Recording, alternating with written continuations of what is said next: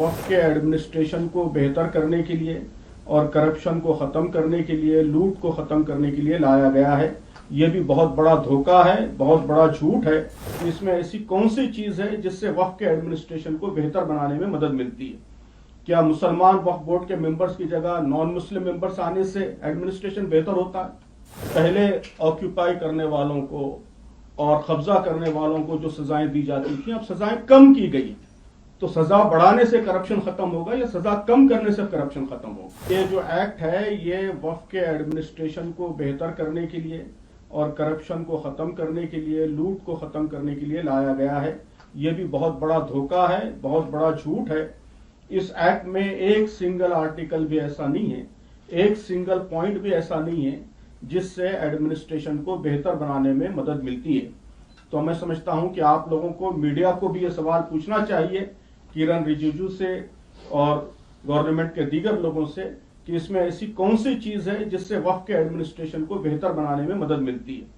क्या मुसलमान वक्फ बोर्ड के मेंबर्स की जगह नॉन मुस्लिम मेंबर्स आने से एडमिनिस्ट्रेशन बेहतर होता है? क्या गवर्नमेंट अपॉइंटेड जो एक्सक्लूसिव वक्फ ऑफिसर है उसको हटाकर कलेक्टर के हवाले करने से करप्शन खत्म होता है? अगर ऐसा है तो सारे डिपार्टमेंट्स खत्म कर दीजिए और सभी को कलेक्टर्स के हवाले कर दीजिए। हम जानते हैं कि करप्शन हर जगह है, तो रेलवे ऑफिसर्स खत्म कर दीजिए, कलेक्टर के हवाले कर दीजिए। एनवायरमेंट ऑफिसर्स खत्म कर दीजिए, कलेक्टर के हवाले कर दीजिए। जितने ऑफिसर्स हैं जिनको राइट्स दिए गए हैं वो सब खत्म करके कलेक्टर के हवाले कीजिए। तो ओवर सेंट्रलाइजेशन से कभी भी करप्शन खत्म नहीं होता।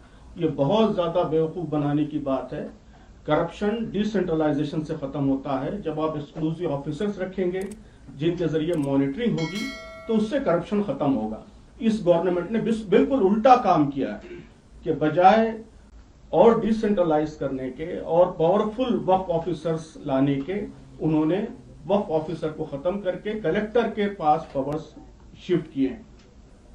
सजाएं कम करने से क्या करप्शन खत्म होता है? कि पहले ऑक्यूपाई करने वालों को और कब्जा करने वालों को जो सजाएं दी जाती थी, अब सजाएं कम की गई। तो सजा बढ़ाने से करप्शन खत्म होगा या सजा कम करने से करप्शन खत्म होगा? तो बात जो कही जा रही है एक्ट उसके बिल्कुल उल्टा है, बिल्कुल रिवर्स है। मकसद कहा जा रहा है कि एडमिनिस्ट्रेशन बेहतर बनाना है, लेकिन उसके जितने कंटेंट्स हैं वो सारे के सारे एडमिनिस्ट्रेशन को खराब करने वाले हैं और एडमिनिस्ट्रेशन को इंप्रूव करने वाला एक सिंगल पॉइंट भी उसके अंदर नहीं। तो ये बहुत अफसोस की बात है कि गवर्नमेंट भी इसी तरह गलत बात फैलाने की कोशिश कर रही है और हमारे मीडिया में भी इसी तरह का डिबेट चल रहा है। तो मैं आप लोगों से भी ये गुजारिश करूंगा कि सिंसियर क्वेश्चंस गवर्नमेंट के सामने रखिए और सही बात लोगों के सामने लाने की कोशिश कीजिए।